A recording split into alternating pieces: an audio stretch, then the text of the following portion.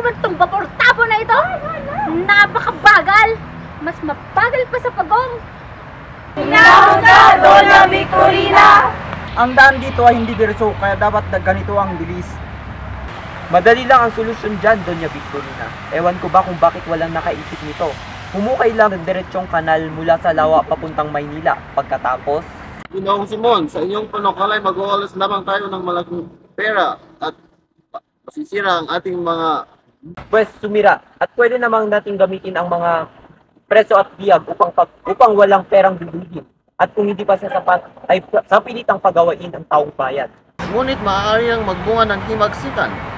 At ang lupeng ito ay maraming beses nang naghimagsikan dahil sa sapilitang paggaga. Anong silbi ninyong mga prayle kung maghihimagsik ang bayan? At huwag kayong bumanggit ng pangatwiran, mga katunggakan. Plano ninyong pagtatatag ng akademya sa pagtuturo ng Kastila ay siguradong hindi may sasagawa yan. Hindi po totoo yan. Nangako po sa amin si Padre Enrique. Eh, kahit nakuha ninyo ang kanyang panintulot, saan naman kayo kukuha ng pondo? Mga gurong magtuturo at mga gusaling gagamitin.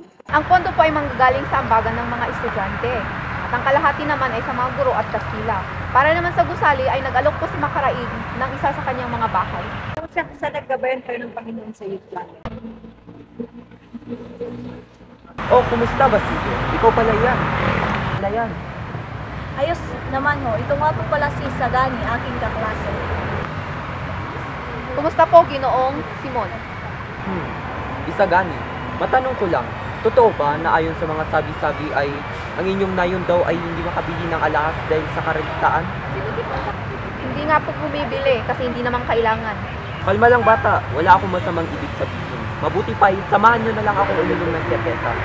Maraming salamat po, Ginoong Simon, ngunit hindi po kami umiinom. At saka pakisabi kay Padre Camora na uminom siya ng maraming tubig dahil mas kailangan niya ito at nang hindi na siya pagsisisa. O siya, kung ganun ay babalik na ako sa aking mga kasama.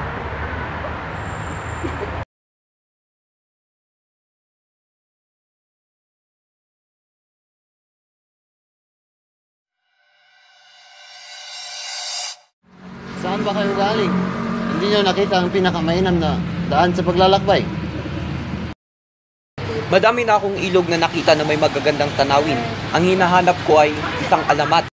Kung alamat ng ang pag-uusapan, meron ang Ilog Pasig, nariyan ang malapad na bato na di umano'y tinirahan ng espiritu. May isa pang alamat tungkol kay Doña Jeronima. Sa tingin nyo, Padre Salvi, hindi ba nababuti na sa Piaterio na lamang siya ikinulong kagaya ng Santa Cruz, halip sa tagong lugar? Wala namang kabuluhan niyan sapagkat ito ang pinakatotoo, ang milagro ni San Nicolas.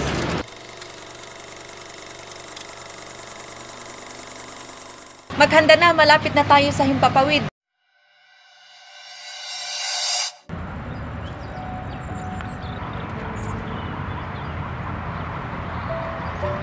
Hoy! Sandali! Sa amin ang lupaing ito ah! Ha? Ngunit nung sinaka namin ito, wala naman nagmamay-ari ah. Sinasabi mo bang sinungaling ako? Magbayad ka na lamang ng buwis at halagang 30 piso para payagan kitang magtanim sa aking lupain. Ang mahal naman yan. Ako'y malulugi, pues hindi ako papayag. At isa pa, kami ang mas unang nagmamay-ari dito. Huwag ka nang umahal pa, anak. Isipin mo na lang na nawalan mo ang pera kaya nagkaroon mo dun sa bar. Oh, heto, ang 30 piso, kabayaran. Magbabayad rin pala eh, dami pang sinasabi.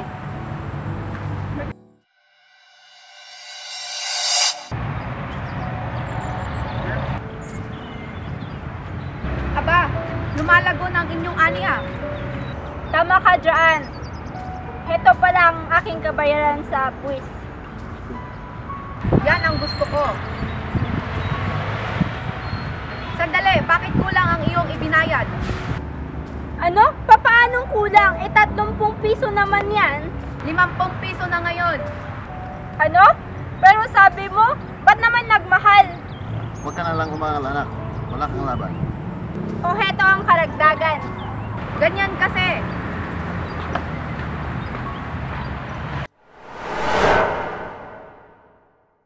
Ay, sa wakas, nagbunga na rin ang aking paghihirap. May bahay na akong yari sa tabla, at inihalal pa ako bilang kabesa ni barangay. Oh, Kabesang Tales, nasaan na yung iyong bayad para sa buwis? Ito ay 200. 200? Bakit naman tumaas na naman ang iyong singil? Hindi na yan makatarungan. Bahala ka dyan, hindi ako magbabayad. Nakaabuso na kayo? Kung ganon, magkita na lamang tayo sa korte. Napakayabang! Injo!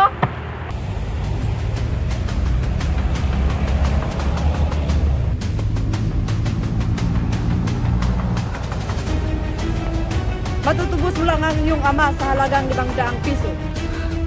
500? Sana ako kukuha ng ganang kalaking pera. Tata Selo! Tata Selo! Tata Selo! Oh, bakit ako? Uminawan ka muna. Lolo, si Itay, dinakip ng mga gwardiya sibil at humingi sila ng 500 piso pantubos kay ama. Ha? Anong gagawin natin? Naubos na ang pera natin.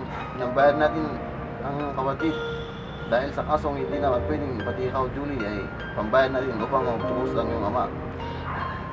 Alam ko na lang po, Tata Selo. Bibenta ko na lang po ang aking mga alahas para may pantubos ako kay ama. Magandang araw po, Ginoo. Maaari ko po bang ibenta ang aking mga alahas?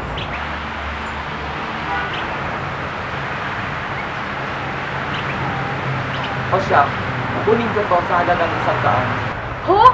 Maaari niyo po bang taasan pa? Kailangan ko na ho kasi ng pera ngayon. Hindi na pwede, pero pwede naman kung ibibenta mo ang kwintas na suot mo. Ay, hindi po pwede. Kung ganun, o siya, kunin ko na lang po ang 100.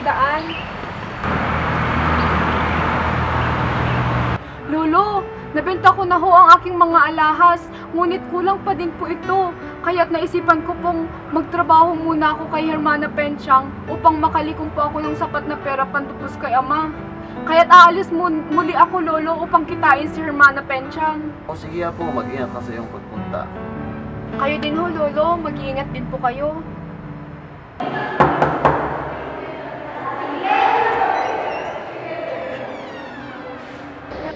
Magandang araw po, Hermana Penchang. Ako po si Huli, anak po ni Tata Selo. Oh, ba't ka napaparito? Naghahanap po ako ng trabaho at nagbabaka si Hakahaliho ako, baka may bakante po sa inyo. Yan na nga bang sinasabi ko eh. Binigyan ako ng parusa ng Diyos. Yan kasing tatay mo, hindi tinuruan ng kabanalan. Hay! Halika, pumasok ka.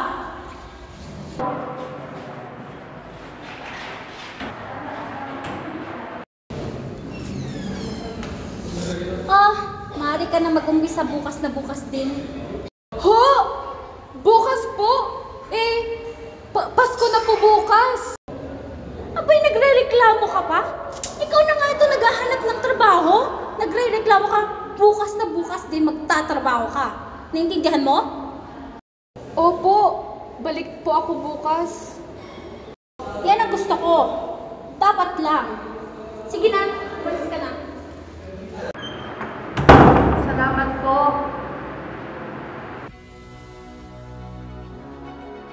Nararapat lamang iyon sa mga mangmang na Indio. Tama. Siya nga pala, anong gagawin natin sa lupa? Pagkaloob natin ito sa iba upang mapakinabangan.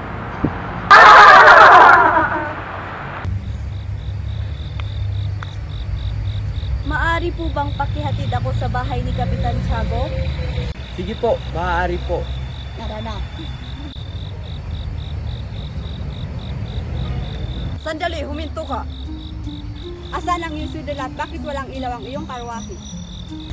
Naiwan ko po ang aking sedula sa aking bahay at masyado pong mahal ang pambili ng ilaw kaya po wala akong ilaw. Palusot, sa tingin mo ba maniniwala kami sa'yo? Halika dito!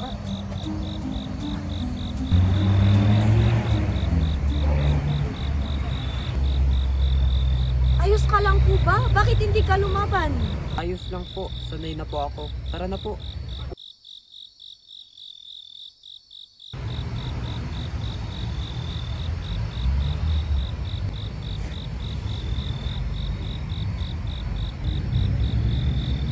Kailangan niyo ba ng tulong, Ginoong Simon? Sinong nandyan? Kilala ko po kayo. 13 taon nang nakakalipas nung tinulungan niyo akong ilibing ang aking ina dito mismo sa lugar na ito.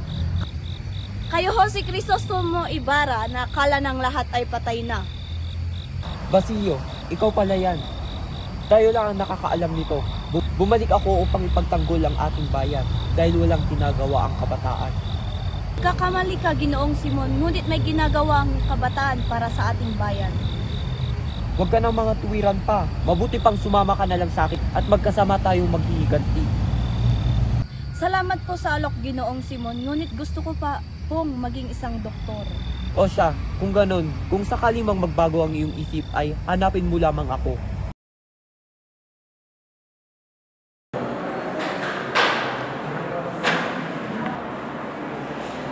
Oy, Placido, kamusta? Alam mo ba, si Huli raw na masukan bilang alipin ha. Kawawang Huli, walang magawa kundi sumunod.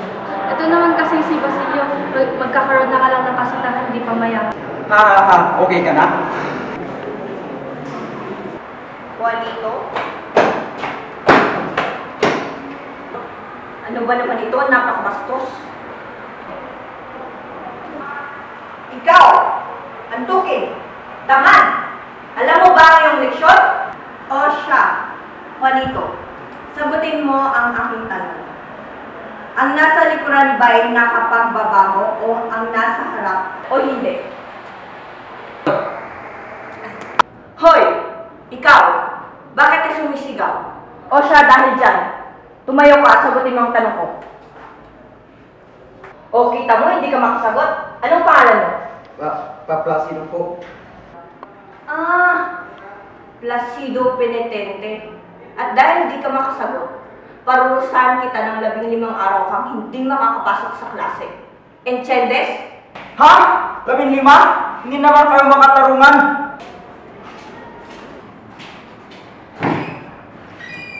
Que horror! Napakabastos! O siya, magpatuloy na tayo sa klase. Kamusta po, Ginoong Pasta? Kumusta rin sa'yo, Isagani? Kumusta rin si Padre Florentino? Maayos naman po, Ginoong Pasta. Nais po kasi namin magpatayo ng paaralan para sa wikang Kastila. Ganun ba? Mahirap pa siya ang plano yan. Hindi ko masyadong delikado. Mahal ko naman ang ating bansa. Pero malaki itong panihiyan. Mapahiya? Hindi po kayo mapapahiya. Pangako po. Maganda ang pagtulong, pero pwede ka naman makatulong sa pamahalaan sa simpleng pagsunod sa mga batas. Alam kong pareho kami ni Padre Florentino. Hindi. Sinabi niya sa akin na kailangan kong isipin ang aking sariling kapwa, hindi lang ang aking sarili. Makinig ka, Isagani. Kapag ka ang buhok mo kasing puti na ng buhok ko, sasabihin mo rin na tama ako. Hindi. Hindi ako magiging kagaya mo kahit kumuti pa ang buhok ko. Kawawang bata, hindi niya alam yung ginagawa niya.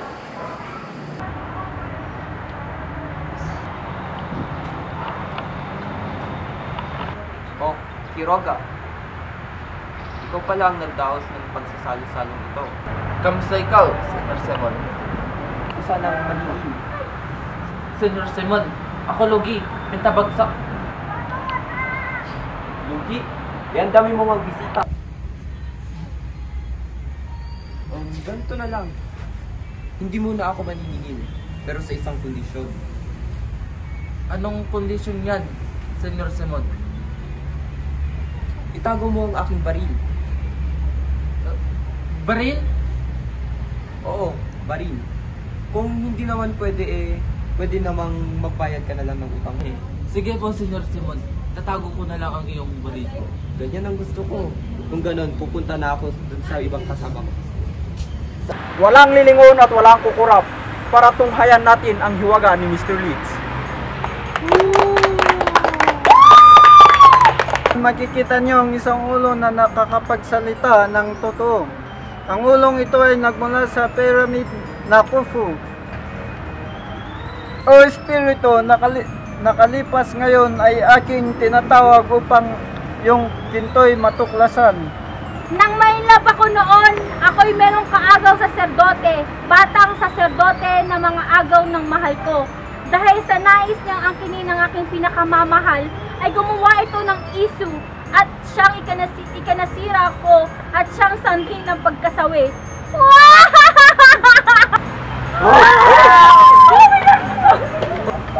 Tama na, itigil lang palabas na ito. Tama! Itigil na ang walang silbing programang ito!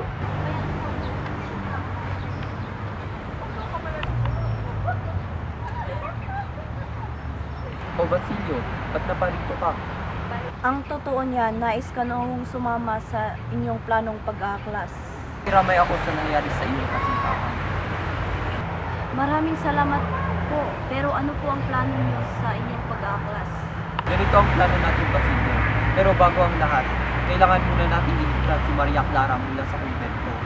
Ho, Ginoong Simon, matagal na hong patay si Maria Clara na siyang kinalungkot ni Kapitan Tiago. Patay? Patay? Paano nangyari yun? Magbabayad sila. Para saan ang lamparang yan, Ginoong Simon? Eto ba? Ito'y para sa gaganapin pa sa salo-salo mamaya. At siya nga pala, Basilio, mamayang gabi rin ay uumpisa nyo na ang revolusyon. Makakasama mo rito si Placido. Tiyak akong kilala mo na ito dahil sa UST din ito nag-aaral. Napakagarbo naman tong selebrasyon na to. Tamang-tama sa kasosyalan at kagandahan ko. Lah, mapagpanggap!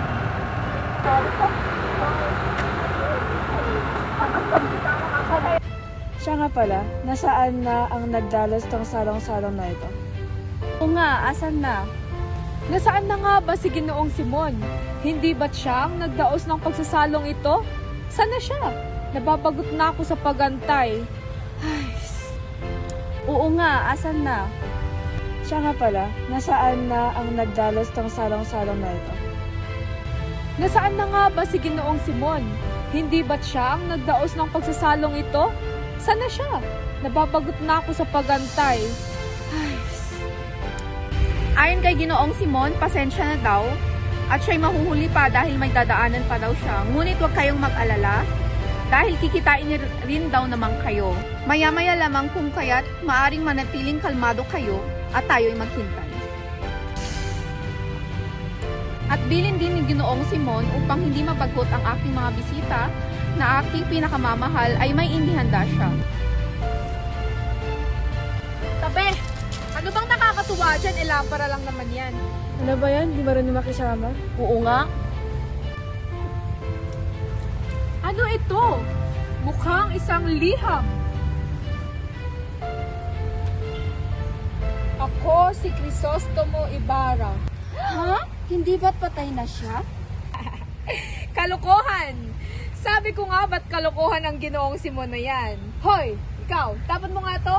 Sama mo na rin ang lamparang ito. Tama, patay na siya, di ba? Tara na nga, uminom tayo.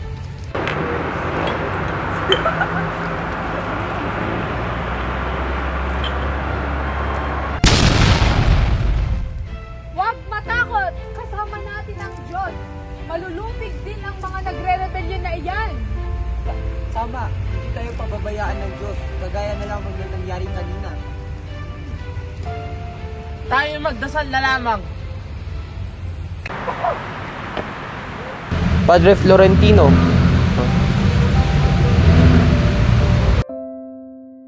Ang nangyayari, bakit nagkakagulo sa labas? Bakit ka uminom ng lason? Ayos lang po ang lahat, Padre. Narito po ako ngayon para magkumpisal. Anong ibig mong sabihin? Halika muna rito, maupo ka muna. Ayaw ko pong madakip ng buhay. Pero, bago po ako mamatay, nais ko pong sabihin na ako si Crisostomo Ibarra.